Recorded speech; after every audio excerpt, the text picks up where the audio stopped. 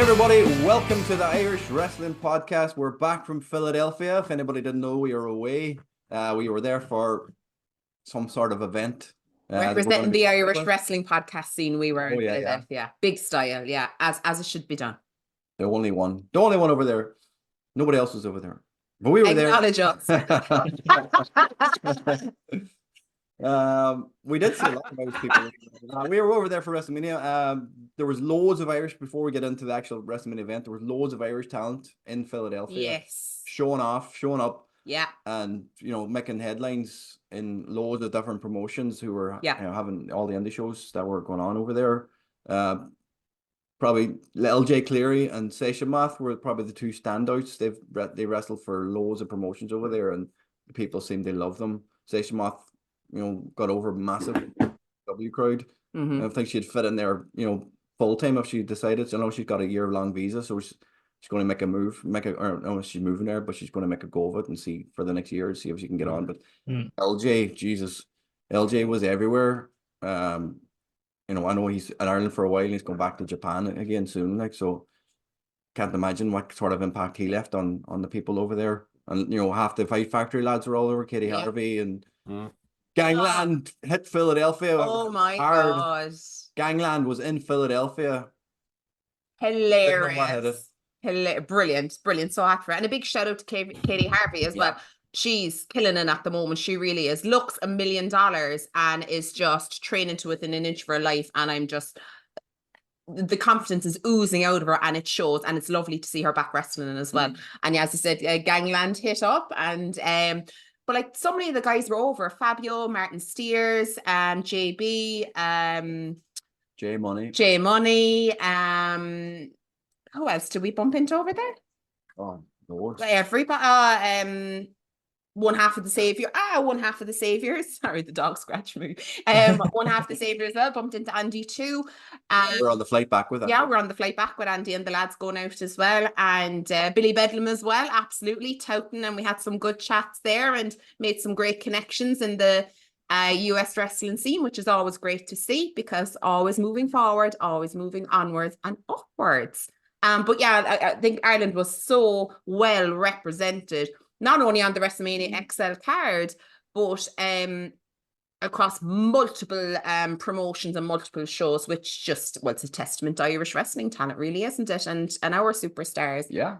And us superstars, love. Us superstars. And Jordan, I'm not calling him JD, Jordan got a Freddo bar. Did you know? He did, right? We went over armed with stuff because, the way chocolate's shit over there, right?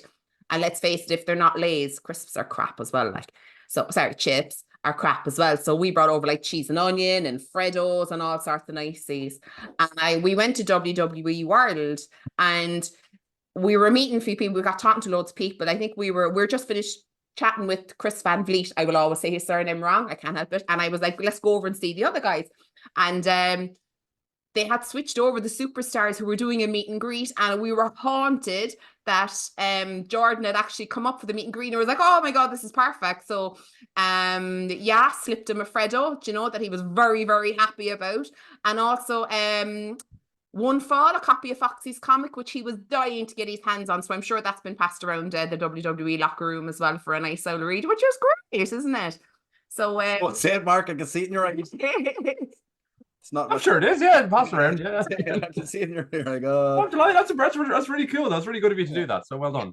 We were very, very, very proud of Foxy. But yeah, so I tell you, lads, doesn't matter where you are in the world, Cadbury's chocolate will always go down a treat. Proper Cadbury's chocolate will always go down a treat. Yeah. So yeah, it was, and oh God, do you know what? It's just an experience of like-minded people and good fun, but also nice to put to meet in person a lot of people that we would correspond with online, so people who we would know, Jack Farmer, who's well known for the Wrestling Inc. Podcast, as well as doing commentary for multiple promotions too, was doing commentary on the Progress Wrestling show, who we've interviewed before and chatted with online.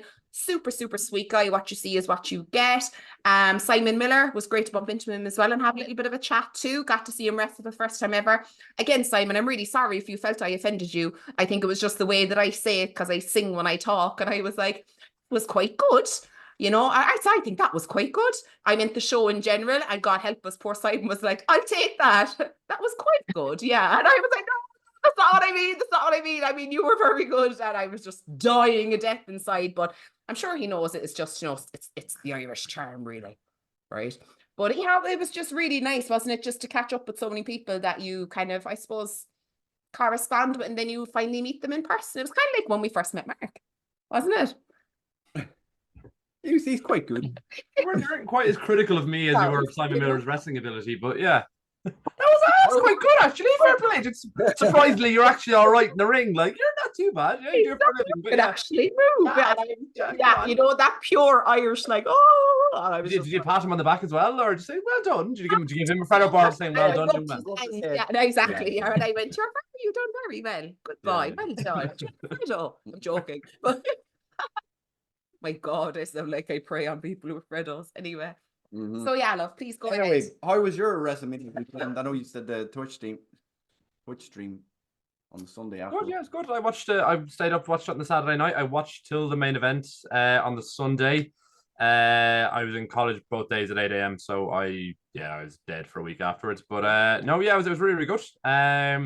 We had a Twitch stream on the Sunday night prior to night 2 to review the night before. It's good, yeah, it's good. It's always an occasion more. It's a spectacle, an event. Like even watching from afar, WrestleMania is like it's something in your calendar. It's kind of it's as much of a nostalgia thing that it is kind of just to bring you back to when you enjoyed it as the kind of the escapism as a kid. WrestleMania is all part of the spectacle. It's not you're not necessarily watching it for, I don't know, the wrestling itself anymore. That might be, I think that's a fair take. It's something you do because you do, and it like kind of reminds you of your childhood or whatnot. So regardless where you are in the world, where you are in your life, I'll end up watching it anyway. But yeah, it was good. Like, I mean, night 1 was strange, probably the best way to describe it. Strange. Not that it was necessarily bad. I thought the main event was good, actually. It was all right, yeah. Like it made sense. Got a 52-year-old man jacked up to his eyeballs and testosterone replacement therapy. It was good. It all made sense. I was quite happy with that. There's a lot of stuff in the first night that I thought was really underwhelming. I think that was kind of reflected in the crowd and even the weather as well to a degree. Like, you know, the English grammatical phrase pathetic fallacy, where the kind of the atmosphere of something is reflected in the weather. So I think after the first 2 matches, there wasn't a huge amount for the crowd to be invested in or to get excited about. Whereas the second day seemed to be just kind of a car crash from start to finish. So there was kind of non-stop excitement to a degree. Like just pops for the sake of pops, just to kind of people having a second to kind of relax and take what's in front of them. Like even real nonsensical stuff like fucking Bully Ray. Like, do you know what I mean? It was a complete contrast between the 2 days. I think people calling it the greatest WrestleMania over time might be prone to a bit of hyperbole and maybe forget that there's 2 nights of it and there was matches before the main event of night 2. So, do you know what I mean? There's a bit of recency bias with those kind of statements. Obviously, I think like WWE, like for all intents and purposes, it's just a PR company now. That's all they do is just constantly push narratives and PR and advertise and push packages nonstop and lights and songs and glitz and glamour. It's a spectacle. It's like Marvel, it's the MCU universe, even like the WWE signature nowadays. It's a complete rip off the MCU intro. Like it's a spectacle. It is what it is. Like I went to WrestleMania 2 years ago and like you can't help but enjoy it just for the spectacle and the occasion that it is. Like being there in person above all else. It really is. I know it's twice in a lifetime for you guys now, but it's something I can only ever I can't recommend highly enough, particularly when you're going to go through a package of wrestle tours. Like I went the same you guys a couple of years ago, and the additional parties, meet and greets, and kind of going again, as you said, like with a lot of like-minded people, kind of really adds to that occasion. You get to network and meet people from similar walks in life or different walks of life as well. So no, yeah, listen, I enjoy the weekend as a whole. And winding Colin up on a Twitch stream and zooming into you guys live from the stadium. It was all good fun, yeah. Colin? Brilliant. Same? Yeah. Yeah. My WrestleMania weekend consisted of sitting here feeling sorry for myself that I wasn't there and being very jealous of your social medias and finding it hard not to block you because I wanted to keep up with what was going on. Loads were like that, don't worry. Yeah. Like, well, listen, it was a great weekend. I really enjoyed it. I love Mania season. I love when it comes around. As Mark said, like it's like it is its own thing. Like it's always a date on the calendar. It's always like a holiday that comes up. Like it's I know people have their own things in different sports. I know some people feel that way when it comes to rugby or football or whatever. Champions League, World Cup comes around.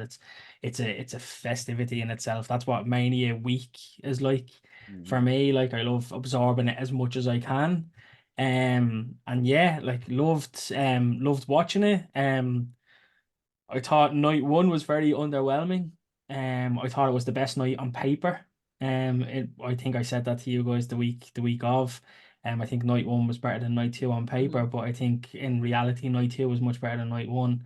When it came to it, but yeah, I was really happy with the two shows. There was a few things that were shit in it, like let's be fair, like. But there was also a lot of really good stuff, and yeah, I'm glad that you guys got to be there to witness it in person. I'm very jealous that I wasn't there. As a massive Cody fan, that I am. I know Mark hates him. Even though he's giving me the like Mark absolutely hates Cody. He always tells he comes on here like and he comes on to Twitch and all and he advocates for him and all, but he doesn't. He really hates him. Like Hope you remember that when you go to Paris. Or Leon. Okay. Is it Leon? Leon and back. Leon week. Yeah. But yeah, like delighted Cody got over the line, and yeah, for the Irish though, we got absolutely rinsed, didn't we? Like our guys got absolutely destroyed. I think everyone lost. Yeah. Every Irish person lost that He weekend. had a WWE speed match. Fuck that, doesn't count. As Twitter a- match You is could fine. argue that Sheamus won by not being on the card, and he had a great heap of points on him. Yeah. The true winner. He's had a great holiday. Sat in the back He sculling a looks- loud of cans, I'd say. He Yeah. looks like a man who's just had a good 7 months. Who most WrestleManias we've been at, and he hasn't been on either. No way. What we should have done, right? We should have gone back through the family trees of everybody who won and do what the British do and make the Irish connection. Yeah, Right? We could actually yeah. foster him, couldn't we? Yeah. We were like, oh, do you know what? Actually, there now, his grandmother's cousin with one foot removed was actually. So I mean, he's practically Irish, you know. Did Yeah, Leon? yeah. You could just say the McMahons are Irish, and Like, wouldn't who's have that? WrestleMania Santos without them. Escobar. What? Yeah, he's Latin. Yeah, I think I can't remember who it was that put it up. It was one of the Aussies, wasn't it? Put something up about the three Australian people winning their matches at Mania. And I was like, oh, I says, well, how did the Irish do? And then I just looked and I was like, bollocks, we got destroyed, didn't we? Like, but yeah, like they have been putting the Irish over pretty well before that, but yeah, hopefully it comes back around again. Bounce back. Yeah. Well, it's hard to get invested in that kind of national. I don't know, as you would have done previously when Finn Balor was presented like somebody who's good, not a dweeb. And then like Jordan's being presented like the bump taker for the Judgment Day. He just gets, do you know what I mean? He's the guy who gets runs in and takes everybody's finisher. And then you've got Sheamus who does this weird like tavern brawler thing. Like, what the fuck is that about? Like, so it's hard to kind of get emotionally invested into people who are kind of presented as losers to an extent. I think it shows a lot. I know from a kayfabe standpoint, possibly I get exactly what you mean. Yeah. But from a non-kayfabe standpoint, I think it shows a lot of trust, especially in someone like Jordan. Jordan took that RKO off the top of the cage at War Games. Like that's a massive position to be put in. He took the attitude adjustment off Cena on Raw the night after. He took the bump off the ladder through the tables. Yeah. I know. He's been given those, and I think that they're the types of things that I'd look at and I'd be like, okay, he's been given all these things, so there's a massive amount of trust there. Keep doing what you're doing, and it's only a matter of time before they give you the ball.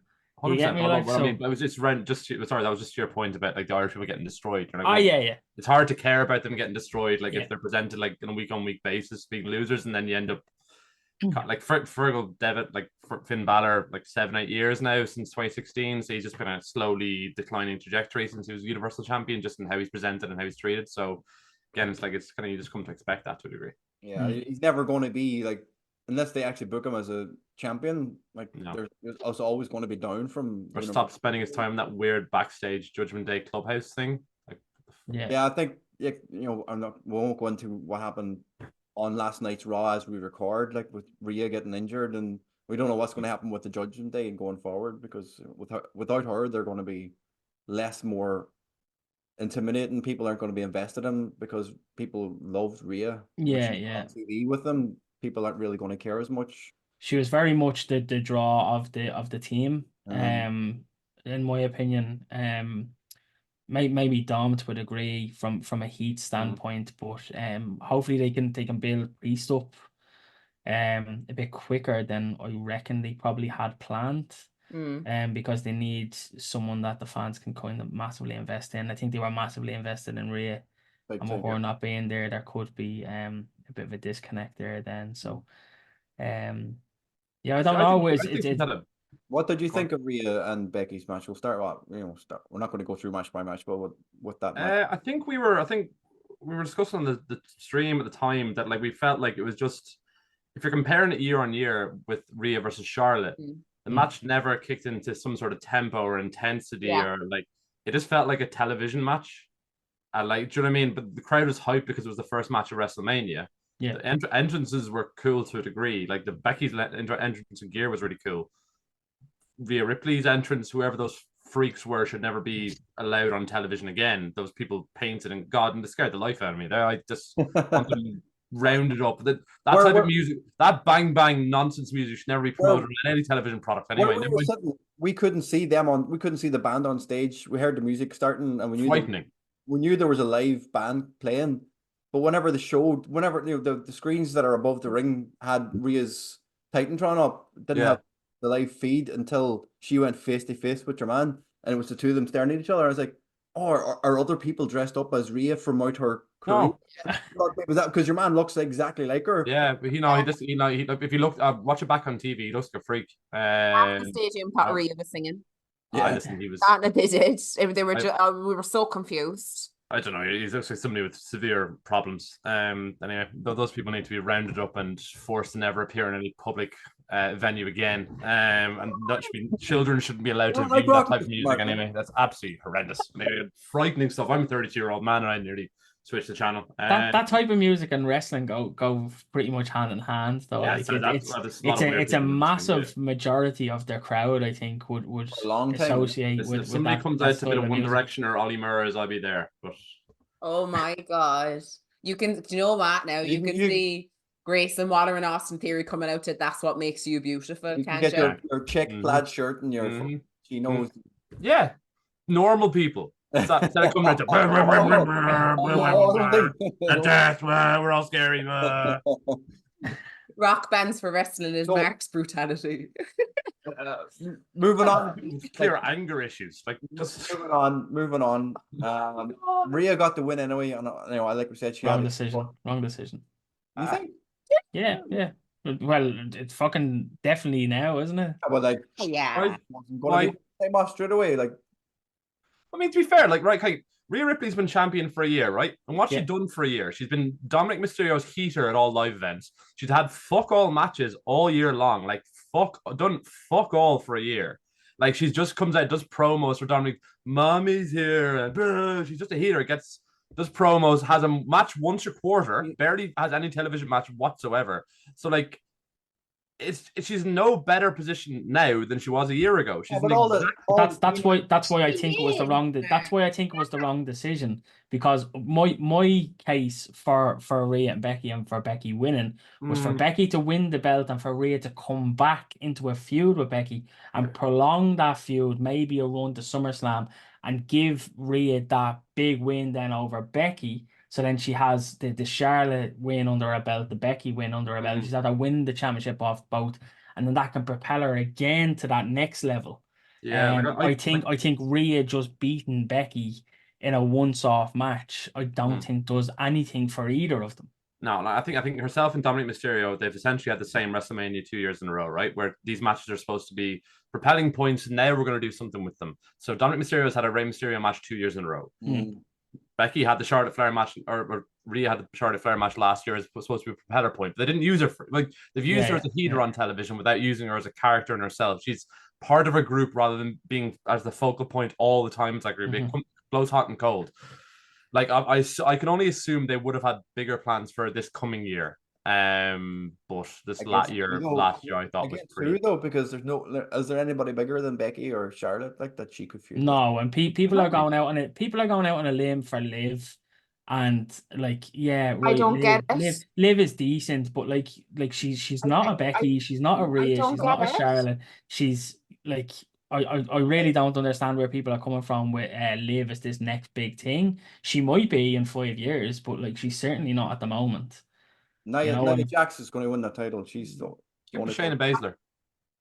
Nia Jax is going to win it. Liv is the wrestling or the perv wrestling fans girl. Do you know what I Yes. mean? Now, unfortunately, Yes. that's what she is. Yeah. You know what I mean? And it's very, very hard because the lines get blurred, and I think it taints her a little bit then, because it's always creeps. Yeah. Half the reason again why I'm not on social media half the time is because all you see is pictures of Liv's ass, and you know what I mean? And it's just kind of like they just devalue her so much, and it fucks me off no end, like, because she's super cool. You know what I mean? Yeah. She's really, really funky. She's unique. She's quirky. She's cool, you know, and she's good in the ring, you know, but I think a lot of that pulls away from that, and it just hangs a cloud over her all the time. And anytime I see it, all I can hear is those dirty palm masters in the background. Just, you know, that's all I can, and it just like creeps. And unfortunately, it does pass over into, you know, her progress, which is a shame. So, but I still don't get where, you know, I know Rhea injured her and she was out for ages and ages, but I'm not sure why they're so hot in her. I don't know. It needs more time for me to get it. Having said that, I know Rhea hasn't had massive amount of matches in the last year, but I think she done her job where she took Edge's place to elevate the Judgment Day to what they thought he was going to do with it. I think she done that incredibly well. And the build for her and Becky's match was better than the match, which is the case a lot of the time, but it just was, and you could feel it in the. I think what was Rhea's last was she wrestling in a main event of the Royal Rumble? In Australia. Australia, yeah, right. Nia Jax, obviously, she against Nia Jax. Obviously, she was in Australia, but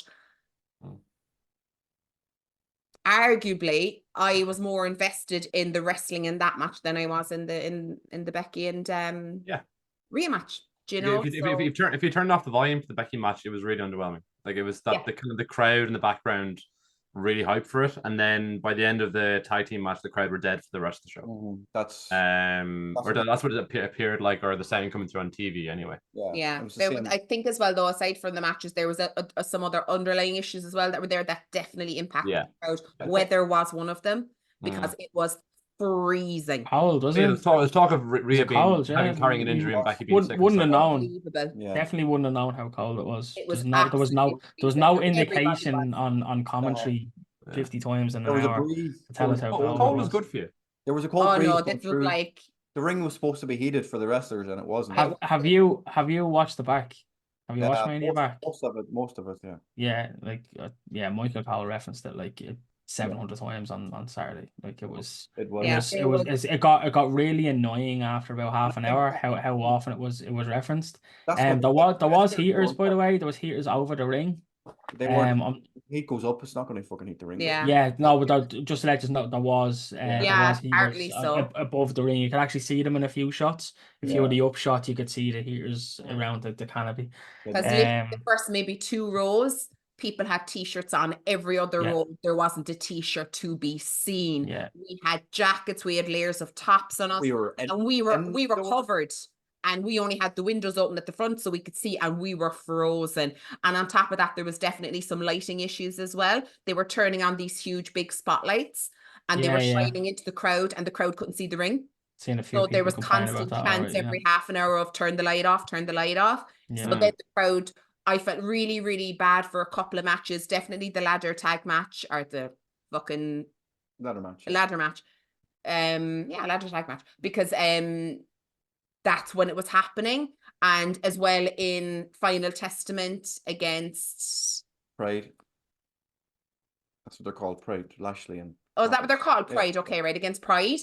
there as well, unfortunately, the crowd were lost in both of those matches because they kept shining the light into the audience and nobody could see the ring, unfortunately. And then if you weren't in the ring, you were in complete darkness. So it was just kind of like, yeah. And then the screens weren't been turned on. So there was a few issues, but regardless. Outside of that, it was okay. You mentioned the ladder match and we mentioned JD taking that spot. Yeah. Did you think Austin Theory and Grayson Waller getting titles is going to do anything for them? I think pretty much everybody in that match came off looking like a loser.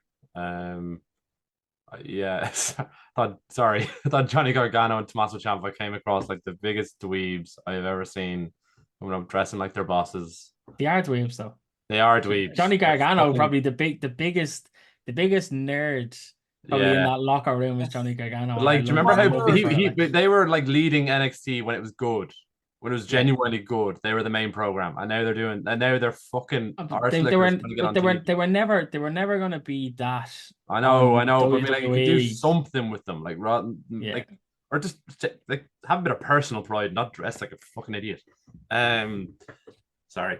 But then like you've got Grayson Waller and Austin Theory, who are like, what are they? I don't know. They're annoying kind of bums who like they're chasing Kevin Owens, Randy Orton thing on the Friday night. Like, just they're two young, potential, big, good sized guys, good looks, reasonable in ring, and they're being tweeted like dweebs.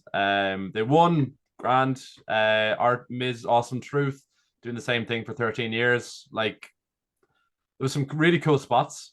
Like it really like, accelerated, but like at the end of the match, you were like, did anybody come off better from this? That's what I think. The match itself was really enjoyable. It was one of the highlights of day one anyway. But there was just something. There was like so many losers. Just came across like absolute spaz. Like I like R-Truth, but like I liked them for the same reasons, for the same gimmick 13, 14 years ago. So yeah. Yeah. Do you know the way normally a ladder match propels someone? Yeah. Do you know, like, and you get that reaction when somebody wins. Now, the air went out of that building, the freezing cold air went out of that stadium when Austin Theory and Grayson Waller won. You could really get that on TV as well. Like no one felt it at all. It happened so fast in the match. It was like 5 minutes into the match. Yeah. And normally there's like, you know, you get your few false grabs, you know, and everybody's like, oh, it wasn't. It was just so, and everyone was just like, what the fuck? And it was more like a unified groan.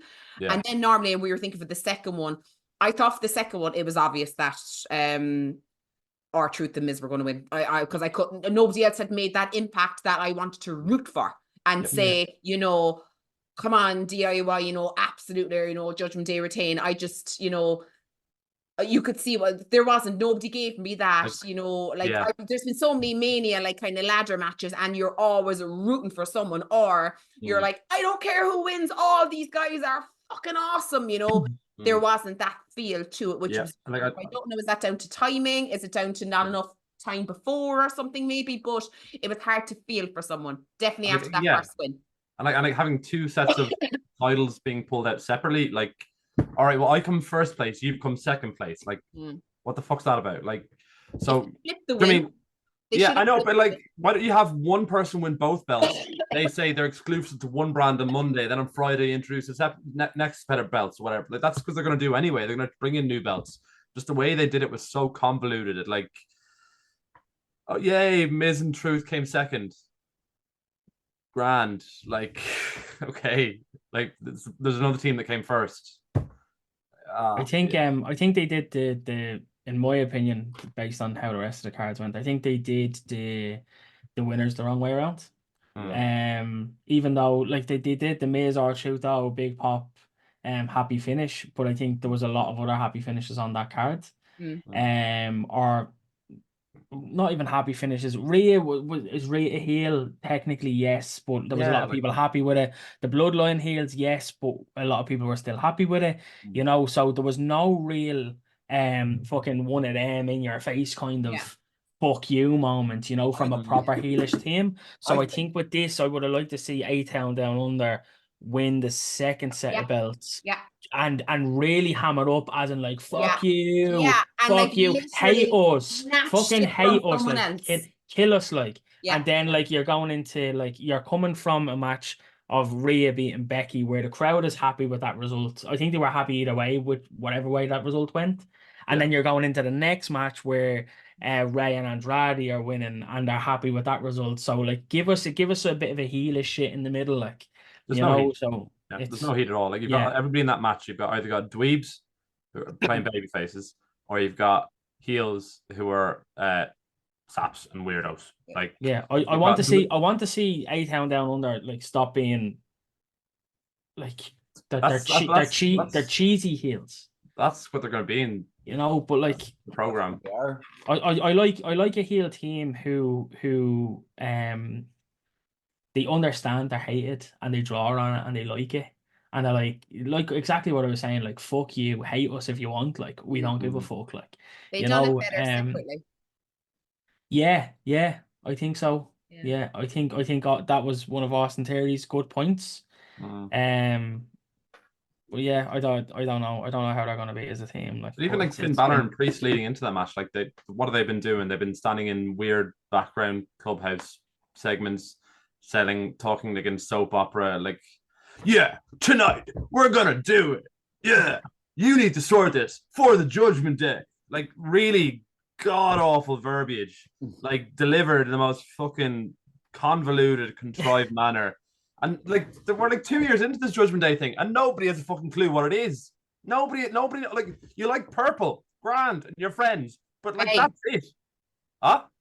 Purple's lovely. I've no issue with purple, but like, call yourself House of Purple or something. Do you know what I mean? Like, that's what when they originally ripped off the House of Black. Like, what the fuck are they? Like, I get like Jordan's your stooge who came along and you're doing the funny bit with R-Truth.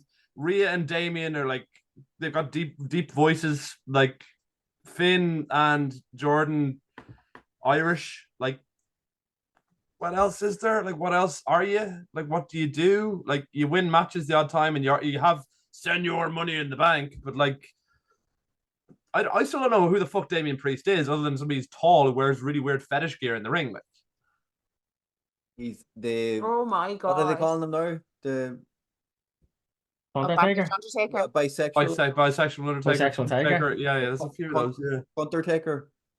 Yeah, he wears weird dreadlocks, like implants or whatever. He's still Punishment Martinez from Ring of Honor to me. Like, well, right now he is the WWE champion because he pinned Drew McIntyre, who beat Seth Rollins opening of night one. I loved all of this. This was a great way to open night two. It had everything in it. Drew got his moment.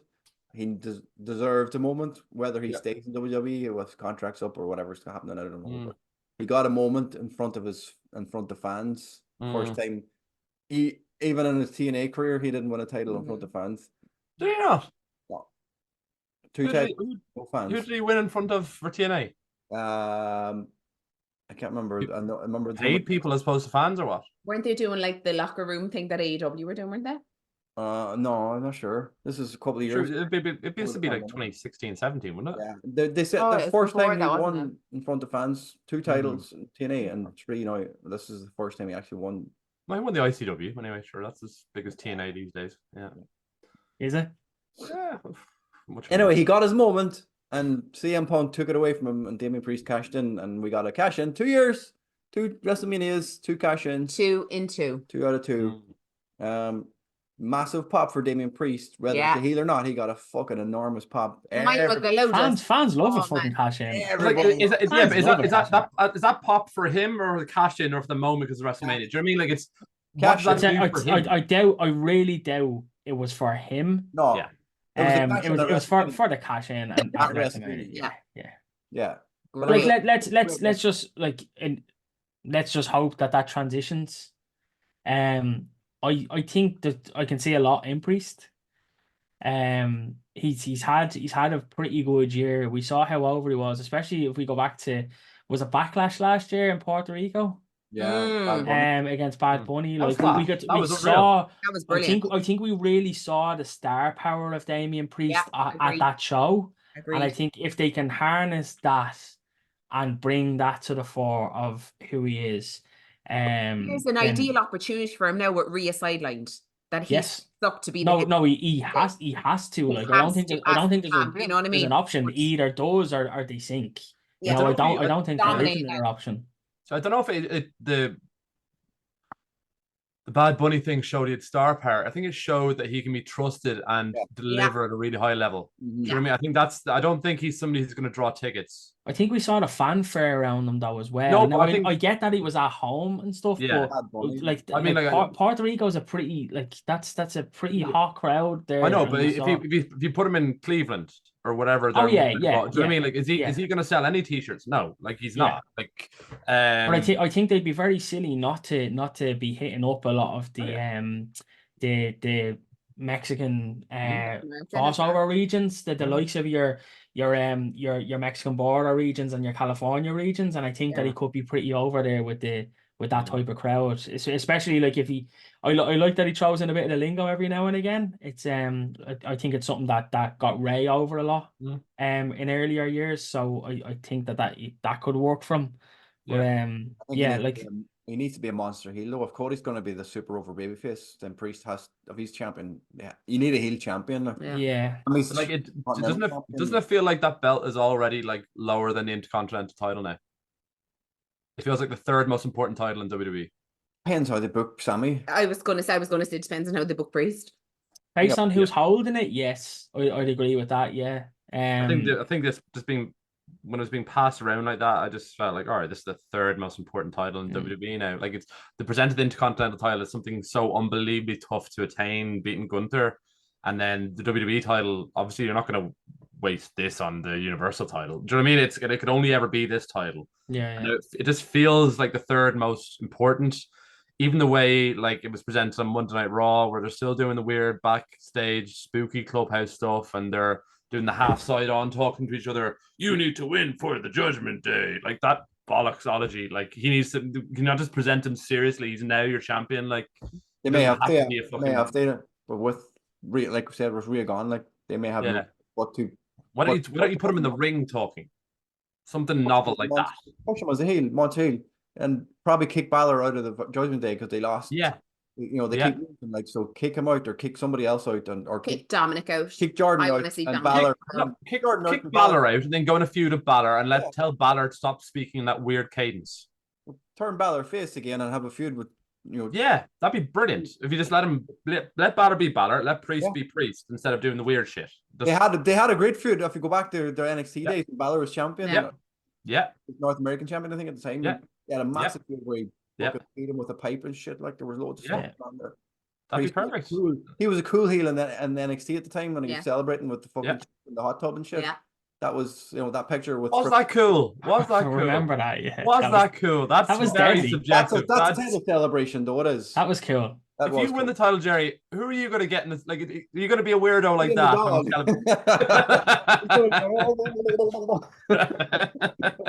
Don't think my dog's getting into a fucking hot tub with you. He'd love it. Yeah, but to celebrate a title, the thing about it, what am I going to be doing inside here? The thing about it, you wouldn't even have to press the button. The two of us was just in there farting. Yeah, you would. To be fair, yeah, you can have your hot dog. The Rollins McIntyre match, like it was a Lesnar Goldberg match. There was nothing in it bar finishers. Yeah, and they just had they kicked out of each other's finish about 10 times each. It was fucking. I text someone. I was texting someone at the start of that show, and I literally put it in just before the finish. How many falsies is too many falsies? Is what I literally had just sent.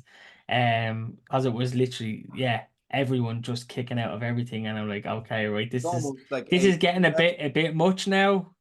Yeah, I mean, I get Rollins is injured, but and he has to lose, but like you're also burying like every finish McIntyre has because it's been kicked out of 10 times by a guy who's injured and fatigued and whatever else. Should be if you're going to squash him, but like it's not a finisher. If you're gonna have a match, not just have a finisher. Do you know what I mean? You could do it was exciting and they probably decided they're going to lift the tempo from the day before, like a dead crowd, and they're going to go balls to the wall excitement in a 5-minute sprint. It was about 5 minutes, wasn't it? Yeah, that was. It went longer. It went longer. I can't remember the exact amount, but it was. It was short enough anyway, but it was a 10 sprint. minutes, They went 30 seconds was. I think it was I'm it was not over sure 10 that- minutes. I'm not sure if that it felt felt well, like- or was that including the entrances or what? I think the idea was they're sent out there and you're gonna wake everybody up. Their entrances were longer than the match, I think. Cool. I don't know what. Entrances- Yeah, Come here. Did you enjoy Seth's entrance? I loved it. I didn't get it. Yeah. Which one?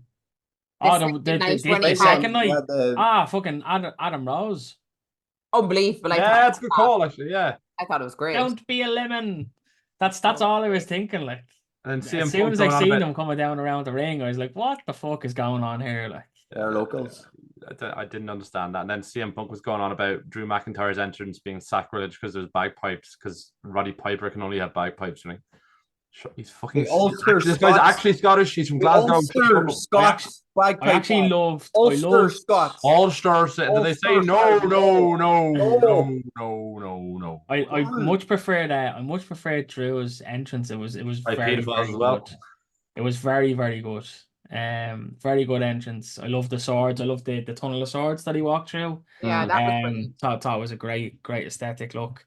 Rollins was just on both nights. Rollins was fucking mental. Like, what was that fucking thing on his shoulder on night one? Like, Big bow. It's just he's But like completely you've out there. seen Like, his outfits for the last 12 to 18 months. He was going to go all in, pardon the pun, with his presentation and his entrance. Of course he was. And I was just like, make that fucking bow bigger. Make it fucking bigger and make it shinier and more sparkly and put a pair of 4-inch heels on as well. I was like, give it all to me. I want it all. Why is he a babyface? I don't know, is he more workhorse than... No, but yeah, I mean the ring, yeah, but like there's complete discrepancy between that and then his presentation. Then, like if his presentation is he's the Joker. Yeah, originally. I mean he's a weirdo, creepy. People love colorful- the Joker though. Yeah, but I think again, it's like, do you know what I mean? Like the Joker is the bad guy, but everybody loves the Joker. So I think it's kind of that. And I think he's a victim of his own success as a workhorse, that people really, really admire and respect him, even if he has got that loud, boisterous appearance and laugh. I think they still have a lot of love for him. Do you know what I mean? And Yeah. just have followed his career so closely that people can't help but root for him. So if he is an unwilling face, or because he does dip into it, but then sometimes he doesn't, but obviously all this Cody shit has had him very, very face, and obviously now with the Drew, and so it has been a bit Did you think he was going to turn on Cody on night one? yes, I was sure of it. I was absolutely sure Oh, of it. I thought he was going to turn on Cody night too. I thought he was going to cost Cody night too. I thought it was WWE going to like dangle. Like, the wrestling's done brilliantly. couldn't- Like you dangle something, you keep dangling and dangling and dangling, and just when you're sure it's gonna happen this time, then you take it away again. You keep the chase going. That's when wrestling's done. I thought that was the perfect opportunity when he came in his Shield gear to fucking clatter him. We can chat about that match full of weirdos and creeps later on. yeah, they couldn't turn him on night one. You spoke about this in the preview. They can't turn him on night one because No. then you make Drew a face in night two. You can't.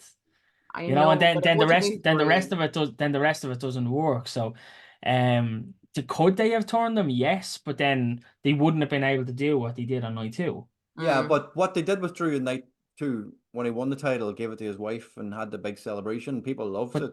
But then they couldn't do the cash in. I know, but it was kind of face, a face kind of celebration where he finally got his moment in front of fans. And what Punk did to him was very fucking heelish. He turned his back at him, and then he took him out and took the fucking cast off and smacked him. Yeah, he's It was coming in. heelish, He's coming really. in as a full heel. Yeah, though. I know he was, I get the moment with his misses and stuff, but he's still like, and then like he doubles down. Then he goes and he sits on the desk right in Punk's face, and he's like, "Fucking, I'm the champion," or Yeah, whatever. what he like, was going to do. He told him he'd do it, and Seth gave him his plaudits as well when he walked away crying. Like you kind of shit. Like, and that was a moment like, are they turning him face now? Are they going to turn him face? And then Punk did that. Then was like, whoa, what's going on? Priest cashing in, who's a heel. I think it definitely gives options when Punk is back fit, depending on how Punk is portrayed. Like if Punk is coming back as a full babyface and Drew is a heel, if Punk is on that line, they could turn Punk heel and have Drew as a babyface. I think they're in that echelon where they could do either. Yeah. Punk is the better Right heel now, than he's a but face. yeah, I don't know. I can I just like It's easier to hit. I just So- hey the text message in the middle of the match was like goat level shit. We Like could that. put it up on Oh, Twitter. sorry, the tweet. Sorry, not the text. The tweet. Brilliant. It's fucking amazing. Like, and then his tweet afterwards, like, was brilliant. Like, So what do you think of Seth Rollins and Drew McIntyre? Are supposed to be having like a blood feud, right? They've been even before CM Punk became involved in this equation. They're supposed to hate each other, and it's supposed to be the biggest prize ever. Seth's supposed to be like distraught that like he's lost his enemy, and he's lost his world title. Him crying out of happiness at the ring and saying you deserve it. What do you think of that? I thought that was a bit weird. I wouldn't say that there was a blood feud between them. If anything, Drew was more going for the WrestleMania moment rather than I fucking hate you, Seth. It was I didn't see it as not once did I actually get there. I fucking hate you, said no, I'm gonna take your title from you. It was more I'm going to get my moment. They played up not I'm going to fuck you up. I'm going to get that moment and I'm going to take it away from Punk. But my point being with I still think the Rollins doing that you deserve it crying thing at the end, I thought that was like just a bit, I don't know, was that like foreshadowing that like you've like he's pissed off that McIntyre is gonna bet to lose the title straight away, or what was the point in that? And like I don't think that's in character. I think that's something that it was a swerve trying to. They could have done it afterwards when he got to the back. Like I don't know. I think it was more of a swerve to make people think that this was McIntyre's moment and he was leaving. I think you could be on the money here with. I think we've seen this in recent weeks, even before Mania. There's a lot of there seems to be a lot of looseness with what people are able to do and what people are doing while with a live mic or in front of camera. I think we saw that with Drew when he was when he did the thing with Punk. Punk was in the ring. I can't remember what he said, but did he drop an F-bomb or something like that? And then Drew picked up the mic and said PG show or something like that. Or, there's just that little bit of looseness that they're able to kind of play around with that I think wasn't there before. So was that a shoot moment? Possibly looking back as well. I'm not sure if you guys remember. It was one of the documentaries. It was one of the women from NXT, and they were after winning the championship, and they came to the back, and they started crying in the back. And Triple H said to them, "Why didn't you do that out there?" Like, they said, "Oh, I was on the verge of tears, and I held it in." And he said to them, "Why did you hold it in? Like, do it out there, So I think that kind of stuck with me a bit, especially over the last few weeks, that maybe he's telling people to show real emotion, because there's this whole thing he doesn't have to tell Cody that.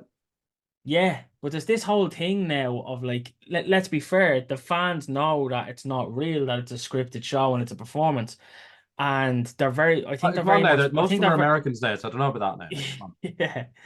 But I think they're very much playing into that, and I think they want that realness where possible on show, and we saw that in NXT before, and I think we're probably going to start seeing it now a lot more in WWE and on our WWE shows. I think we've already started to see it.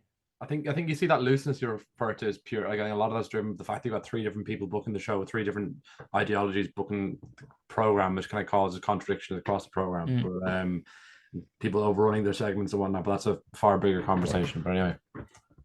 So anyway, Seth, as we were talking about Seth, we'll go to the main event of night 1 before we go on to anything else. We could be here all night. Seth and Cody, Rock and Roman, the Bloodline got the win. Rock got a pinfall victory over Cody, which kind of set up knowing exactly what was going to happen. People pretty much predicted after that what was going to happen. We were expecting the end game, the overbooked main event for night 2. But what did you think of the actual tag team match? I thought very long. Yeah. Very, very long. 44 minutes. Yeah. I thought Cody, Roman, and Seth were just part of somebody else's show. Yeah. I thought, like, when Rock went into the crowd, Rollins, the camera followed them only. There was like a minor flip to Cody and Roman on the stage. Yeah. Yeah. Why do you know what I mean? For like a second, Yeah, because you're just watching more The than Rock, anything, like, we Rock just dragging Rollins without throwing strikes with any sort of regularity for minutes on end. Long. I thought the conclusion was a result of somebody in Hollywood who's outstayed his welcome in Hollywood and numerous different other industries, not getting the main event that he wanted and pinning the guy who took what he wanted to do. I'll back Mark 100%. I think you've got like a 52-year-old man who's steroided out of his mind, because your body shouldn't be able to produce that much testosterone or be that size or be 285 pounds, that body fat level at 52 years old. But he drinks Zoa energy. Zoa, sorry, yes, of course, yes. And he takes cold showers. So there you are. But he's obviously an egomaniac, like kind of buried everybody else in the match, really. Buried pretty much everybody for about 2 months. So it was kind of in line with what you expected. Like, it wasn't the WWE champion who held the title off the end. It was really, the camera was focused on The Rock holding his title. I mean, The Rock booked everything for 3 months. So, it's what else are you going to expect? Did it work though? Did they sell tickets? Did they make, money as they could? Yeah, absolutely. But I mean, at the end of it, like, you're okay, you'll say, oh no, we're building to Rock and Cody next year, right? But like, God, I hope not. I hope not either. But I know Cody won the next night, and everybody we all consciously agreed to forget about the night before. We're going to forget about that Cody actually lost here. He actually lost to a guy who's not the champion. So when he beats the champion, he's still the second best out of the 4 people in the match the night before. Do you know what I mean? Like, it's like, I don't know. It was just strange. Like, I don't know how you could possibly, I don't know what logic they came to for that. Like, why didn't they have him beat Rollins or something? Because Rollins is going to lose anyway. Let it play out, Mark. Let it play out. But he's going away for a year now. Do you want Cody and Rock? Do you want Colin? Do you want Cody and Rock at WrestleMania next year? I could see it happening. Do I want it? I don't know. It's a fucking year away. Let's see where it goes. If that's the plan, that's the plan. I think there's a lot of people working themselves into shoots, and have been for the last few months, especially around the whole Rumble thing and around the whole Rock thing. I firmly believe that, and people might be able to tell me otherwise, and they probably will tell me otherwise, but I don't believe that The Rock and Roman was ever slated for WrestleMania. And people are saying that it was. I firmly believe that there was no fucking Rock and Roman. I believe that the whole "we want Cody" and Cody push was structured and made, fabricated to be exactly what it was, and to get the fans behind Cody a bit more, at the risk of fans being disillusioned with him going there for the 2nd year in a row and basically getting what Reigns got when they wanted it year 1 and he didn't get it, and then he came back the next year and then the fans didn't want it. How do you do that? You get the fans behind them, think that they're after doing something which they haven't actually done, because that was the whole point from the fucking start. And then we have Mark getting annoyed because he thinks that Rock booked everything that way to look a certain way, and is pissed off that he didn't get his moment. But I don't think he was ever meant to have that moment. And I think Rock is after going in and playing ball from day one. That's just my opinion. I could be completely wrong, but I've been saying it for months. I said it when Rock announced that it was going to happen. I says, watch. I says, Cody's going to come around and fuck that up. It happened. I think it was very obvious to see what was happening and what was being fabricated. And I think it was a way to bring the fans in and have them invested and keep them invested in the Cody storyline. I think you've got 2 bookers who are clashing, and then you had 2 different storylines play out on TV, and then one ended up convincing the other to do it his way. Possibly. And I'm not ruling it out and saying that it's not a possibility. It absolutely is. It's not what I think happened. Also, random one for you. Sorry, The Rock was meant to release his behind-the-scenes documentary on the WWE YouTube last week. Yeah, what the fuck happened to that? Triple H said no. They announced it. Yeah, they announced it's going to be on Wednesday, and it's nearly been a week later, and it's still not out. It was meant to be the Wednesday after. Yeah, Yeah, last we wanted Wednesday. they added Yeah. more footage or something after. No, So, it was a $7 promotions thing, and WWE aren't happy with it. So Yeah. maybe because they're telling the truth or whatever. I don't know, but they're not drinking the PR Kool-Aid that Paul Levesque is doing everything or what. I don't know. Only time will tell. Yeah. If But, it ever sees the light, ever sees the light of day, that is. we'll go on to the overbooked main event, the most overbooked main Mm. event in the history of wrestling, probably. I know Mark has issues with some of the people that got spots in the match, but overall, as a spectacle, as a main event for WrestleMania, I think it was probably, if not the greatest WrestleMania main event of all time, because of the nostalgia aspect of it, for the story that it was that went into it. A lot of stories came in combined together and all happened within fucking 8 minutes of whatever the ending was. Yeah. The emotion for the match, for everybody in attendance, and everybody was fucking on their feet. Nobody was sitting down for probably the better part of the whole main event. Everybody was standing up. Everybody was invested in it. That's what wrestling is. It's a story of getting involved in the characters and what's happening in the ring. So the more people that got involved in the match, we knew it was coming. Everybody predicted, besides one person who apparently just didn't want to be involved, regardless of money. But I thought it was phenomenal as a person who attended it live. Yeah, I thought the same. Like I thought it was a great main event. It's definitely going to be remembered for a long time, and it's always hard to say. It's one of those things. It's hard to say in the moment. You think it will, and this one probably will, but you won't know for another 10, 15, 20 years if people are going to still be talking about it, you know. But I reckon that it will be remembered up there with the Hogan Macho Mans, the Austin Rocks. You know, I think it will be remembered as one of the greats. Um, all of my non-wrestling friends were talking about it, which obviously ticks that box, which is, let's be fair, that's massive for WWE to reach those. My mates were saying to me, Colin, did you watch Mania last night? What the fuck was going on here? Why were these people here? Seeing Cena was there, seeing Undertaker was there. Um, you know, they were all talking about it. It was everywhere. And I saw a video yesterday. Was either yesterday or today. It was some guy on a podcast. I don't even know who the fuck it was. Some guy sitting there talking in a studio in a podcast, and he's saying, oh, I'll tell you who's doing things right. WWE are doing things right at the moment. They're telling these great stories, and everyone knows that it's fake, but they're telling these amazing stories, and they're getting people invested.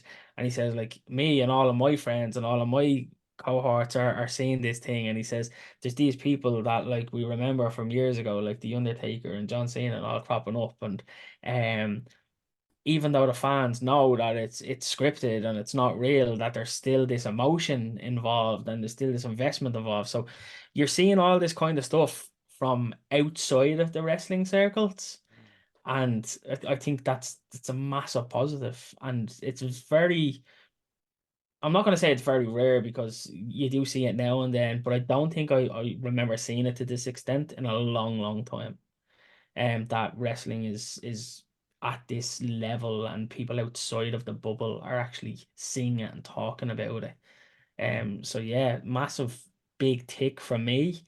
The only downside for me is the fucking Undertaker. I don't know why he was there. Yes. But yes, Colin. Yes, Colin. What do you mean what? Like what has he got to do with anything that fucking happened? He's a fucking loser.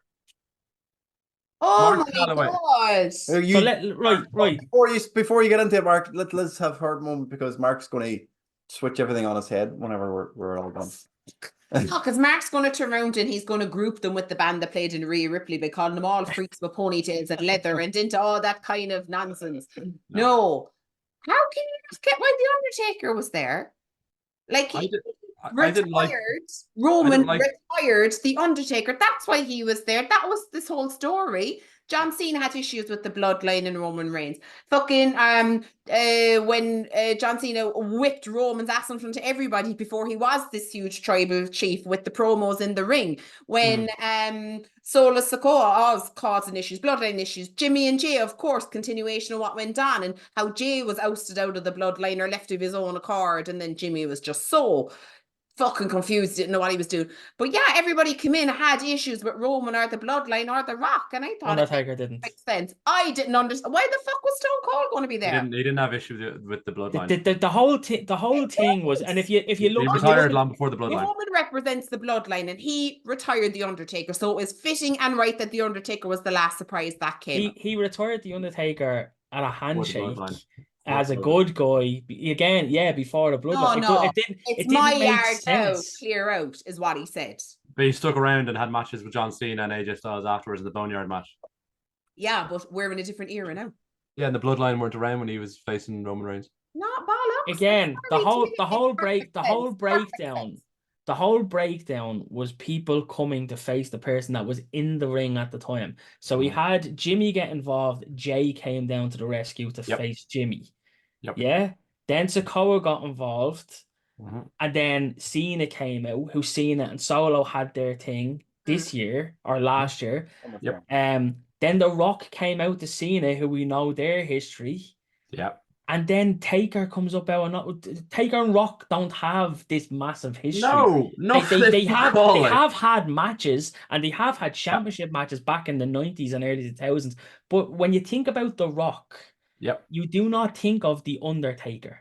No one says, oh, what's The Rock's connection?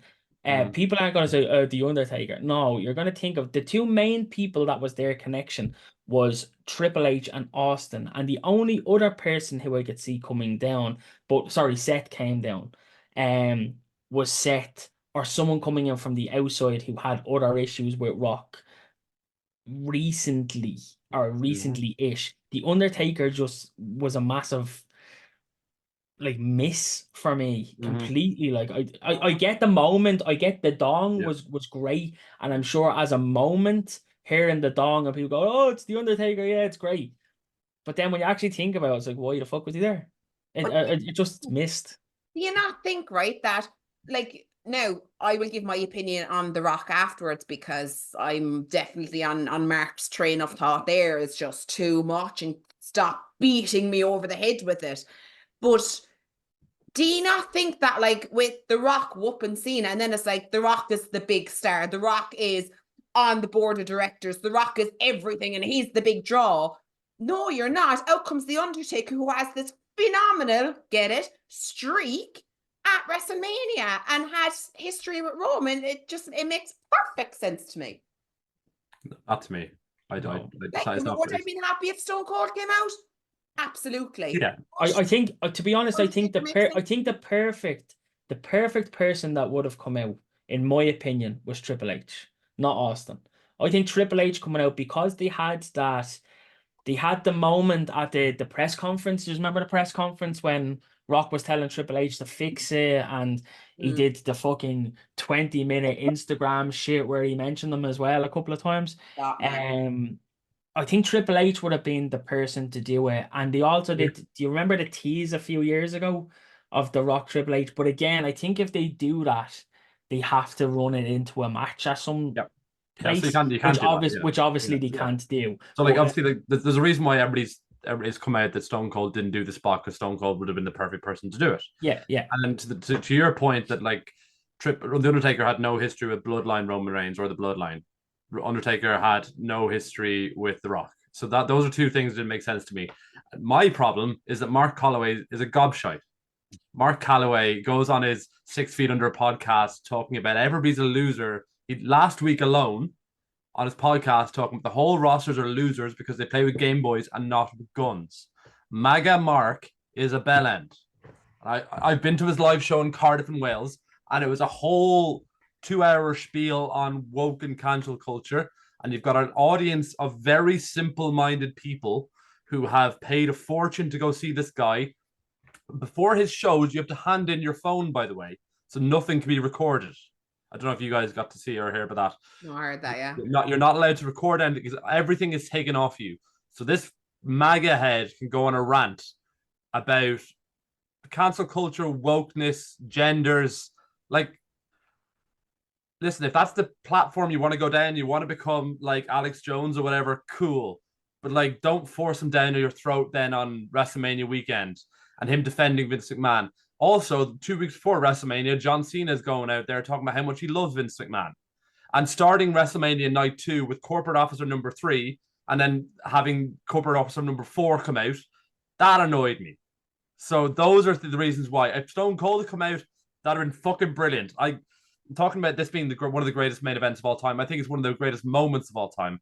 I can't equate it to Sean Brett, Austin Brett, Rock Hogan. I can't equate it to because I was there live, Kevin Owens, Steve Austin, and Steve Austin coming back. Steve Austin is the biggest star in the history of the business. So those 4 are ahead of it for me. If you want to do a main event, I would have it as a number 5 main event of all time, but up there, top 2 or 3 moments of all time with Rock Hogan and with Kevin Owens and Stone Cold for me. But those are the reasons why I didn't want like The Undertaker being there. I was a bit annoyed with the John Cena thing. I thought you could have had, if you're going to play into the bloodline, you could have had Sami Zayn and Kevin Owens come out. That would have also tied in with that story a bit more better than The Undertaker. There's other things you could have done. I like pushing the people you have, not like this Vince McMahon thing where they constantly bring you back people in from the past. That's what Triple H has done well, building up his current roster. I would have liked to have seen that more rather than John Cena, who comes out to do a match with R-Truth the next night, and then he disappear for a year. So that's, do you know what I mean? Like, they're nice, they're cool moments, but like, if you're looking at it, you're not supposed to look at wrestling moment by moment. You're supposed to just enjoy it for what it is. But those are just WrestleMania. WrestleMania is a nostalgia thing. It's it is. It is. As I said at the start of the show. But again, like Colin was right. Mania, you know what I mean? They have 12 months of the year to do all the rest of them. Yeah, exactly. I mean, it's it's an anniversary show. It's WrestleMania 40. They're always doing. I mean, again, like I agree with Colin on The Undertaker and not making sense, just from my point of view. Like obviously Austin would have made a lot more sense, but you know, whatever happened, he didn't want to do it, or they wouldn't pay him enough to do it, or whatever happened. It's in the past now. It's done. He's a stubborn man on a ranch in Texas. He's having a nice life. So. Sorry, can I just say one other thing that I actually remember that I didn't like, and it was the one thing that I said in our preview. Cena hitting AA on Roman Reigns. He's the only person that fucking hit Reigns. Like I don't like it. It was the one thing that it was, maybe it was because it was in my head, and I said that I don't want to see anybody do that to Reigns, because it's someone else having a hand in Cody winning. It's do whatever you want to Cody, have anyone do anything to Cody. But don't do the Roman thing, because it kind of then it's like, oh well, Roman lost. Oh, well, Cena hit him with an AA. I know he didn't lose in that moment, but like, it kind of does it take a little bit away? Maybe not, but I think it was more to keep him down a bit longer, because you know he was going to lie there for fucking 6 or 7 minutes while everybody Something I didn't like was the this is a far bigger thing that I don't like. I don't like stuff that there's the Seth Rollins Roman Reigns things is from over a decade ago. Yeah. It's paying it off 10 years later. Like that's okay, that's full circle, Grant. But like, do you remember when you're years ago, like when the Attitude Era, like things were going 100 miles an hour, that like what happened 6 months ago, there's so much has happened since then that nothing, do you know what I mean? You couldn't possibly think about 6 months ago, never mind a year ago. I think like, it kind of just shows that like so little has happened by and large in the space of 10 years in WWE, that these type of tropes and cliches are constantly being trotted out. And like, I just thought, like, can you not have thought of something else rather than just that kind of low-hanging fruit ending? Like, I know there was kind of a poetic ending and meaning behind it, but it was just kind of highlighting just to me that like fuck all's happened for a decade. There was a lot of people in the audience thinking it was going to be John Moxley when the Shield music hit. Yeah. Oh yeah, like the people saying Moxley. Even if you knew that Moxley wasn't going to be there, and he has a fucking contract with AEW and he's wrestling in fucking Japan, I think everyone had that little. Is it? You know, like even me, I was like, our hair set, and I'm like, what if?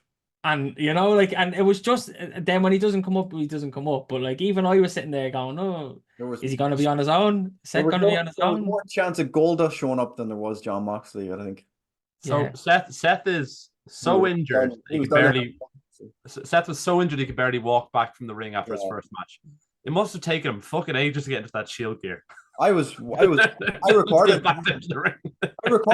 up above where we're from when the Shields music hit, and I was watching back and I was trying to fucking see him walking through the crowd. I couldn't find him at all. I just see him climb over the barrier, and I was trying to trace his steps back. No idea where he came from. I don't know if he came from that side or that side, but I was watching underneath us and I was He came from the hard cam side. Yeah, but that's where we were sitting. We were on that side, so I was trying to trace There back. was it was the same place. Well, I'm gonna guess it's the same place where Undertaker ran out to straight after, which is right under. Yeah, I reckon that Seth came because Seth came out that corner there. Yeah, I was trying to watch it back to see where he came from. So he must have been in there earlier and or something, because he just fell over the barricade and crawled into the ring and just fucking gets smacked. There's so many other things, so we haven't even got a chance to talk about. Like my favorite whole thing from the weekend was Sami Zayn Gunther, and then I thought Bailey, Io Sky. Not sure why Bailey's now Egyptian, but Bailey, Io Sky. Did you not hear the reason? Did you not hear it on commentary? No. So where Bailey is from, or where she lives in, where does she live? She's from San Francisco, but she's Mexican. From San Jose. Is it San Francisco? San Jose? San Jose. Sorry, that's what it was. I think it was Corey Graves said it. And go back and watch Bailey's entrance if you don't believe me, and you'll hear Corey Graves on commentary. He says, Bailey has near where Bailey lives in San Jose. There's an Egyptian park that she frequents, close to where she lives. And that's the only place that he can get the Egyptian connection from. So that's from Corey Graves on commentary on WrestleMania. And I thought that was the most outlandish shit I have ever heard in my life. That there's a fucking park down the road from her that's fucking Egyptian or something. Her thing is up on YouTube. W have her thing up on YouTube now is the the documentary part, the build up behind the score. So she might say it on that. I don't know if they watch that. That match was really good.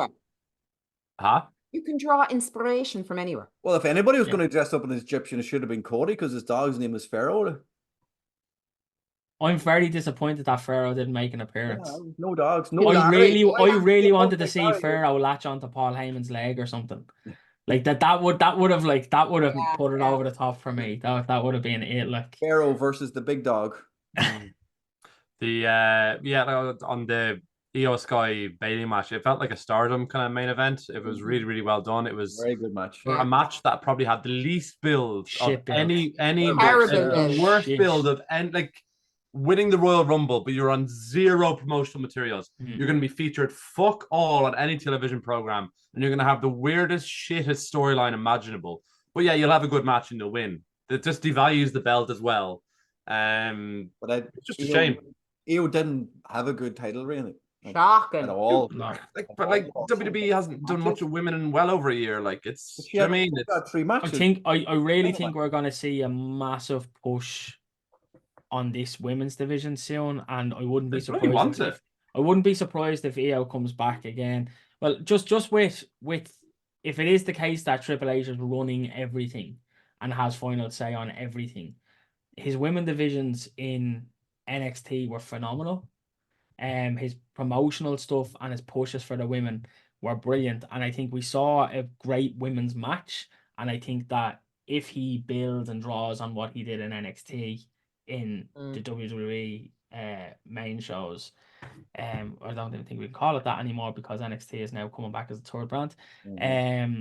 That we're going to see a massive push in the women's divisions, and I wouldn't be surprised if we see Io as champion again. I assume she will be a champion again because they have quite a sparse roster of talented women who can be champions. We're talking about Liv Morgan earlier, but if Triple H is going to be booking women brilliant, like if he's going to revert to what he was previously, but he's been booking for over a year, and WWE programming SmackDown and Raw has the lowest amount of women talent on screen and in matches of any wrestling program across the board. It's weekly tracked. It's regularly the 2 least amount of women's program on a 3-hour program and a 2-hour program Raw and SmackDown week on week compared to the programming. So like you want to do a complete 180 and start like booking people a lot better than they are, or like suddenly when Bruce Pritchard and John Laurinaitis took over NXT, they started hiring women by their looks again. Like there's no coincidence that a lot of the women who were last year featured in NXT were primarily pushed around a kind of an undesirable undertone to a lot of their presentations, which is unfortunate more than anything. And then you have to have Becky Lynch going on interviews a few weeks back with Steve Fall and going off on a massive rant about how WWE's hiring policy has changed and things have gone back to that way. And the lack of minutes and being afforded to women opportunities has been drastically reduced. So if Triple H is going to do that, grand, but he's had over a year to do it and he's been making things worse. So he's had a year to do it. Yeah, like how long has Vince gone? Like he's not gone that long. So like although he may have been booking for over a year, how long has he been solely booking for? How long has he been booking for without someone coming in every Monday night and saying, let's rewrite this shit? You know what, 2 months? 3 months? I firmly longer believe than we're that. still going through a transitional period. I really, really do think. And I think with everything that has gone on, that WrestleMania was as good as it possibly could be, considering the transitional period that I think Rome was built in a day, and this isn't going to change overnight or in the case of a few months, 12, 18 months, I think we're looking at. Bruce Pritchard, how much of an influence has he got behind the scenes as well? Like he's still part ask Ronda Rousey. Apparently a lot, you know. So I just think I don't think it's going to be fixed in 6 months. You know, there's a lot to undo, and there's a lot of building back up to do, and there's a lot of figuring out of what to do with people who were hired for various reasons, and now we need to figure out how we move forward with them. There's a lot of that going on as well. So I don't think it's something that could be fixed in 6 months. I'm very excited about WrestleMania 41. I'm excited for that because I think that'll be more of a clean slate. But I just think that we're still going through a big transition. I don't think we're there. I think with Nick Khan, who is the best signing in any wrestling promotion ever, he's 10 times smarter than anybody who's worked in the circus business of wrestling ever, and he's far more ruthless than anybody else across the board in history of wrestling. I reckon within 6 months, the likes of Bruce Pritchard will be gone. The more stuff that comes out with this court case, you'll never see Stephanie McMahon again. There might be an influence on Paul Levesque comes out, particularly around corporate officer number 3 and 4. There's a lot more stuff going to come out and through the weeds. Ari Emanuel's not going to put up with shit. He's just sold off TKO to an Endeavor to the Silver Lake private equity firm. There's a lot more stuff. There's a lot more senior stakeholders who won't tolerate the value of their share price tumbling because of continual allegations coming out. So I think Nick Khan will be continuing to clean house. As you've seen over the past 6 months, people are going by the busload. And the more stuff comes out by Bruce Pritchard, and the more Bruce Pritchard, for example, goes off in his Conrad podcast, talking about cancel culture and woke, and people like John Cena talk about how much they love Vince McMahon. These people will probably be seen significantly less and less and less. That's what I think will be, and that's a good thing. I think on the whole, if all those things happen, if it's a clean sweep over 6 months as things come more to the fore, I think that can only be a good thing as long as there's competent people in their place to help drive things along. Yep. Yeah. Agreed. Yeah. And as you say, he knows what he's doing. He's not, you know, the first bullfight, matador to the bullfight. You know, he's definitely not. He knows stuff. He knows business, you know, and he knows how to keep shareholders happy, you know. So like it just makes sense. Granted, it's very, very different for us who we've grown up around it. We see it in a very, very different light, but you have to see the practicality of it as well, the solvability of it. You have to see its value. Is it feasible to keep whoever, if, you know, for whatever reasons or connections that they may have, you know, but they're devaluing the company. So, you know, it's for them, it's a very easy decision because there isn't any ties to anybody, be it familial or be it nostalgia or be it from a fan perspective. There's none of that there. They are cutthroat, as you said, and they will do what is necessary to see the bang for their buck. 100%. so And I think I can have a discussion about Nick Khan and his rather shady business practices on a different day, but he's a shark swimming with minnows. Yeah, and he'll come out on top no matter what, and his brand won't be damaged. And he's more than willing to cut everybody else at the legs to keep things going and progressing at the rate he wants. And he's quite happy to keep pushing the PR drive of Paul Levesque being the face of everything, even in reality that's not true. Even though, even in reality, all the bloodline stuff for the past 2-3 years has been booked by Paul Heyman. In the past 3 months has been booked by The Rock. So Nick Khan is quite happy to let everybody else be the face of everything while he sits in the background, being the puppet master or whatever. So yeah, listen, there'll be a lot more to come in this in the next 6 months. Yeah. We're not going to go into every other match because we'll be here all night otherwise, but I'm going to ask you to give a rating out of 10 for each match just to see where they sit. Each match. Jesus, Each okay. match. So Jesus. we'll do it very quickly. Rhea and Becky out of 10. 6. 7. 6.5. 6, yeah. Tag team ladder match. 4. I was going to give 5. 6. 5. Mysterio, Andrade, Dominic, and Zelina Vega, Colin. 2. Dominic Yeah, 1. it's low on the totem Three. pole. Yeah, 4. 3 or 4, yeah. Jimmy and Jay. 5. Oh, The break my heart. So disappointing. So disappointing. So And disappointing. Jay is so over. It's like, I mean, if you could hear it in the stadium, lads, it was deafening when he came out. But 5, I was so disappointed in that match. It wasn't a bad match, but it wasn't what it needed to be and what It it should wasn't a have awful. been. wrestling match. It was a Wasn't. super quick Nothing. match. It was Yeah, nothing. it was a nothing match, but like there was nothing bad in it. They didn't do anything wrong in the match. So like it wasn't like Selena Vega's moonsault that she left 6 feet short in the match previous, you know. So yeah, I don't think there was anything wrong with it. Yeah, I agree for it because it wasn't what it should have been. And it wasn't what it could have been. Yeah, 4. Yeah, it should have 3. been. Yeah. There wasn't enough in it. Like they should have done a lot more story wise in it. Jade Cargill, Bianca, and Naomi against Damage Control. 4. Jesus, that was rough. 3 again. I've been nearly on McCollum with a 4. 4. Yeah. Presentation fabulous, but everything else lacked. Sami Zayn. If they had Bianca Belair in the match for the entire thing, I'd have given like 6, 7 or 8. But like just Yeah. Sami and Gunther. 8. Yeah, I'll give it an 8. Yeah. Yeah, 8. Bloodline, Cody and Seth. The tag match. Oh my yeah, God. 8. 7. 8. Yeah. Jesus. 6. Yeah. So I was thinking, I was trying to compare it with the 6 I gave earlier, but probably this went so long. Yeah. It did Like, go long, but I think they hit everything that they needed to hit. Plot wise, story wise, match wise, it wasn't bad either. I'm surprised with how much bumping The Rock did. So yeah, I think it was fairly solid.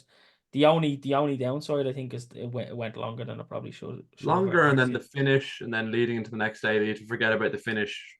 Did consciously agree to forget about it. I give it a 6, but yeah. Drew, Seth, night 1 or night 2, sorry. Is that including the cash in? No, just Drew and Seth on its own. 6. As a match, achieve in terms of excitement and kind of curing as a match on its own, it was a 7. Yeah, 7. Yeah. Priest cash in. 11. 4. Loved it. I loved it. I'm Yeah. giving it a 7. Yeah, had a lot of threads running through it. The cash in with the threads of Rollins and Punk, it was pretty high. Yeah, it was like a 7 or an 8. Yeah. Philadelphia Street Fight. 3. 1. Street Profits should have been in the But ladder. Bully Ray's there. This is what yeah. That's why ECW is it's a like. 3 That's for the This Bully is only Ray. exactly what ECW is like. Yay! We've There was broken no tables. need- Yay! There was no need at all for this match. Fucking shite. The worst feud in the history of WWE, I think. It's One. been going on. Yeah. Terrible. People wonder why Montez Ford isn't getting pushed. LA Knight and AJ Styles. 6. 6. Yeah, I thought it could have been better. But LA Knight selling more merch than The Rock. There you go. I saw a funny tweet from Michael Hamflet saying that AJ Styles has successfully taken over the mantle of Shinsuke Nakamura and Edge the past 10 years of being the go-to toilet break match. Ooh, Yeah, I wasn't invested in this match at all. AJ Styles hasn't been good in years. Just The best part of this match was when they cut away to the, what are they called? Slim Jims. Slim Jims. There was people in Slim Jim. That's That some lady fella, people in a did car. you see the fella deep throat in the Slim Jim? That's what I was on about. That's the What best the part. fuck, like? What the fuck? He was on TV. He was like, "Fuck, I'm going for it." Logan Paul against Kevin Owens and Randy Orton. 6. I didn't mind this. 7. I didn't mind that at all. I don't know what the fucking barking fella was about in the. I didn't know who he was. I Well, had no idea. I who thought he was. it was your man KSI from last year. I still Why- don't know. I know KSI, so when they revealed the face, I knew it wasn't him, but I was like, who the fuck is this lad? Couldn't tell ya. No idea. We No couldn't hear idea. in commentary, so we had no idea who they were talking about. And I still don't know who he is. Hmm. From what I read about him, he's a bad fucking person. I think he's after buying That'd be very on brand for them, into- wouldn't it? I think he's after buying Very, into like he's got Prime a or lot something. of strikes. Like fucking, he's been kicked off YouTube, kicked off Twitch for sexual fucking misconduct and everything. Like Logan WWE. Paul sake. records dead people, like. Do you know what I mean? So But like WWE booked him in this spot, like yeah, under his recommendation. It was like that's does he not cancel look like culture, though. this? Yeah, Bailey and Io Sky. That's the transition period I'm talking about. Yeah. 8. Yeah, 8. I agree. That's the second best match of the weekend. Jesus. Cody and Roman Bloodline Rules. 9. 7.5. Yeah, 7.5. Yeah, same 7.5. I think as a match, it wasn't. That was a match. It's hard to like balance It's match hard. and It's hard. moment. That's what I'm trying to. That's WrestleMania why. matches aren't like that, That's though. why I'm giving a high. Like it's annoying, as in I think it's going to be remembered for a long time. The stuff that happened in it, the moments. There was multiple moments in the match that are going to be remembered. Yeah. As a match in itself, it's probably a 7. For what it was and the moments and the spectacle and the memorability of it, I think it's up there, as it's going to be remembered for a long time, and I'd probably give it a good 9. 2 nights combined. As I think it's you've done it very well there, Jerry, in terms of like going through match by match, because there is that narrative. It's the greatest WrestleMania of all time, but then when you break it down like that, like you're like, But it was a brilliant. if you went through, if you looked at any WrestleMania, I know. Well, no, but there's been a few recently that've been bloody good. Yeah. Like there actually have been in the past number of years. They've been bloody good. There's always matches in WrestleMania. Oh, yeah. That are just like, Yeah. You don't remember them. Like if you go back to last year, like can you remember any other matches besides Roman and Cody off the top of your head? The 7 overall for both nights. 7. Yeah. 7 for very good. Yeah, I'd go for a 7. I think that's a fair observation. Yeah, I think because you got to take into account, like, it mightn't be your personal taste, but so many people loved it, and some people it was made their. That's what WrestleMania is. It gives so much to so many. Don't remember.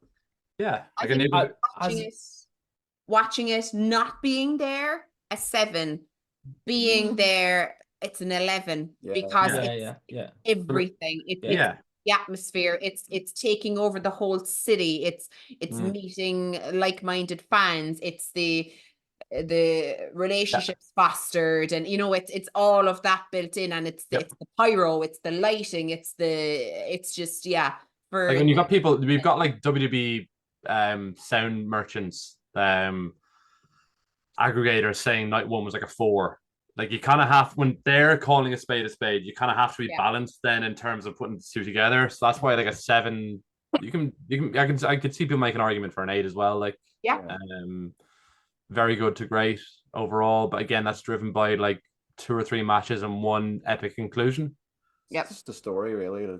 It's the spectacle of Mania as well also drives it up, in my opinion. The stuff that's not necessarily just matches. So I think it's an 8. I think it's gonna, and again I keep going back to it, I think it's gonna be one of those that's talked about for a long time. I think people will always draw back to that. Do you remember that time? Do you remember Cody won eventually? Do you remember that main event? Do you the same way as we kind of go back, do you remember 17? you know. Do you Yeah. remember 30? You know, I Mhm. think it's gonna be one of them. So Yeah. yeah, I think I was really happy with how Mania went, and I think it's a solid 8. Yeah. Mm. I got a And shout out to one match that wasn't on the WrestleMania card, but we were at Progress during that week. Ricky Knight Jr. oh, Yoshi had I hope I'm pronouncing his name right. For the banger. Atlas title. If you get a chance to watch it, it's actually up on Progress's YouTube channel now. If you get a chance to watch it, Or watch/wrestling.eu if you want to watch it for free. It's fucking unbelievable match. It's so good. Oh So my good. God. Everyone was so invested in that. Wasn't unbelievable. Yeah, talk about fall finishes. Yeah. But it was done well. Really Yeah, well. but done well, yeah. So definitely something worth watching. Speaking of Progress, obviously they are in cahoots with Wrestle Tours, which is who Jerry and I traveled with when we went to WrestleMania. And Mark, I believe you said you went with them as well previously. Mhm. Yeah. So just want to give you a little bit of a quick background on what that entails and what's involved in it, because they are currently taking deposits for WrestleMania 41, regardless of where it is being held. We can't recommend it enough, because for the simple reasons, and that's not just because, oh, you know, we went with them. It's not like that. It's because when you are on a 7.5 hour flight, and you know what it's like when you're traveling, it's tough, it's long, you're tired, all the excitement gets you. You're met in arrivals, and you get your luggage, you're met in arrivals by the team. They are very, very visible, very, very well presented. You know who they are, very welcoming, straight into your transfer that is waiting outside for you. Oh, shout out to Philadelphia, some of the nicest people I have ever met in my life. Not just the staff in the hotels, they're just nice. I'm like, what's wrong with you? Like, why are you being nice? I don't get it, because Irish people are nice, but these people are just so friendly and so helpful, regardless. So yeah, the team are there to meet you, straight into your transfer that's waiting outside, bottled water in the car waiting for you, straight to your hotel, your room key, you're checked in, your room keys and everything are there in an envelope with your itinerary, everything, all the plans that are there. There's a Wrestle Tours desk there waiting to greet you. They go through everything with you. Per booking, it's not just one big group announcement. Per booking, off you go to relax for the night. They were in constant contact in a WhatsApp group every day, checking in on everybody, what they are doing. You have your accommodation for 6 nights while we were there in a beautiful 5-star hotel in the center of Philadelphia. You will also have 6 nights accommodation for WrestleMania for next year as well, I believe, for 41. 5, I think it is. It's a 5 nights, right? 5 yeah. nights in accommodation as well. So you're very, very well looked after. Your tickets for SmackDown and the Hall of Fame, which were in, let me just tell you, a suite that had windows that opened out onto where you can watch. Okay, unbelievable. Your own private bathrooms, beautiful, comfortable seats, you name it. And you had random wrestling stars wandering around the corridors. They would pop in and say hello to you in your suite as well. Tickets for night 1 of Mania, tickets for night 2 of Mania, which also were in a beautiful suite, which included snacks like pizzas. The fridge was stocked with vodka, beer, Pepsi, you name it, all for the taking. Aside from that as well, you would take it to the Progress Wrestling show, which we highly recommend to go to. It was unbelievable. There's always optional add-ons as well. There's like a drinks meet and greet with the Progress team, so you get to meet others who are traveling with you. There was quizzes arranged in the pub up the road. They had another pub up the road put on previous WrestleManias that we all sat and watched, and just again get to know each other. Coach transport to WrestleMania and home for both nights. Then you had we went to Raw again in a fabulous suite. All of the team from Wrestle Tours are constantly mingling amongst all the suites that they're taking, checking in, making sure that you're okay. Additional extras as well, if you want to go for them. We had a heavily discounted ticket to go to a meet and greet prior to Raw with Al Snow, which was great. Photo opportunities, you name it. And transfers back to the airport was waiting for us outside with our names. It was just so well organized. And get this, you don't have to go in and pay all your money at the start. There's a payment plan. You can actually pay it off by month. So, you know, it is feasible for anybody who wants to have that once, or if you're lucky enough, twice in a lifetime opportunity to do something this special. We would highly recommend them. Go onto their page. Wrestling Tours and Progress are pushing it as well, because they are taking deposits for next year, and they'll give you all the information, and they're in constant email contact as well. So that's my massive plug for them. I don't think we could have been looked after better. No, definitely not. They were so good. So good. So cannot fault them. So massive thanks to Lee, Martin, Kat, Mad Dog, Ross, who am I missing? Annabelle, you name it. They were fantastic. And we're all friends at the end of the day. And everybody was sad to leave. So do it. Just take the plunge and just go. Do it once. It's unbelievable. And I would put my trust in them implicitly. And there was people from all over the world. All over the world. Whereas Ireland, New Zealand, Australia, booked through Wrestle Tours. UK, Canada, everywhere booked through with them. them. Like they could have went anywhere, like, but they worked through them. And we got a haka in night 2 of Wrestling. We did. In the suite. In the suite. Ben, shout out to Ben Thorpe. Oh my God, isn't it Riverside Pro Wrestling, is it? Oh yeah. Yeah, unbelievable. So yeah, Mark would have encroached on the hacker, wouldn't you, Mark? Maori scum. Mark's turned into the Judgment Day there. He's gone on there. I've been sitting here I'm trying to be conscientious now. Background, Mark. Why don't you put on your purple light, Mark? You big weirdo. Shut up, Liz. 8:45, Liz. Go to bed. Sing us a song, Mark. On that note, myself and Mark, I'm not sure if Colin's going to come back. We're recording a predictions show for AEW Dynasty in the next couple of days. I'm not invited. Come on if you want. You want? No, you're grand. Everyone's invited to Dynasty, just no one wants to buy a fucking ticket. Oh, Colin's definitely coming on, so they bitch about AEW. Oh, you don't need me, so. We'll be recording that throughout the week, so that'll probably go out on Friday afternoon before Dynasty, which is on Sunday, right? It is Sunday. Yeah. Oh, is it? I think so, isn't it? Yeah. It's Sunday. As always, lads, like, comment, subscribe. Let us know in the comments what you thought of WrestleMania both nights, what your favorite matches were out of 10. If you want to do all that, you can do. If you have any questions about booking to go next year to WrestleMania, pop us a comment. I don't know. Put up the hoods. Put the hoods at the start. We're all spooky. House of Purple. Yeah. See, there you go, Mark. If you do have any questions about booking, about going to WrestleMania, pop a message to the Irish Wrestling Entertainment page. It's not a problem. We'll be happy to answer any questions on it. Sorry enough. This episode is not sponsored in any way by Wrestle Tours, by the way. I know, but if it was me, can we send them this? Can we send them this and ask them for a sponsorship? I think it's essential. But you know what? I'm not being funny. Before I buy something, I will read a million reviews and ask a million questions before I will purchase something. I would like to, without actually asking the person I'm buying from. So I think it's nice to have somebody that you can ask and they'll give you like an honest opinion of exactly what happens. Especially on a substantial purchase like this, Exactly. It's an overseas trip, let's be serious. So like, I think with something like that, it's nice to have somebody ask who has done it. As I said, the three of us have done it. We'll get Colin there now in a few years as well.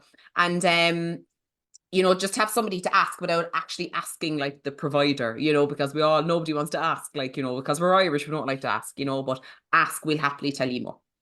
Sorry, love, go ahead. That's okay. Mark, anything you want to plug? His new album. Can you play the Judgment Day? Sorry, what? You're gone high pitch. Shut up, half an hour, so. Just play the Judgment Day song in the outro. Your new Judgment Day album. Your new rock album, Mark. Play Judgment Day in the outro. If you believe, yeah.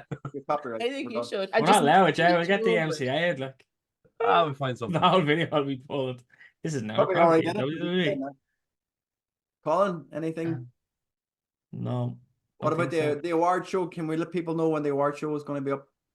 Do you want to let people know when the award show is going to be up? Anybody just in case the worst happens. It should be up next week.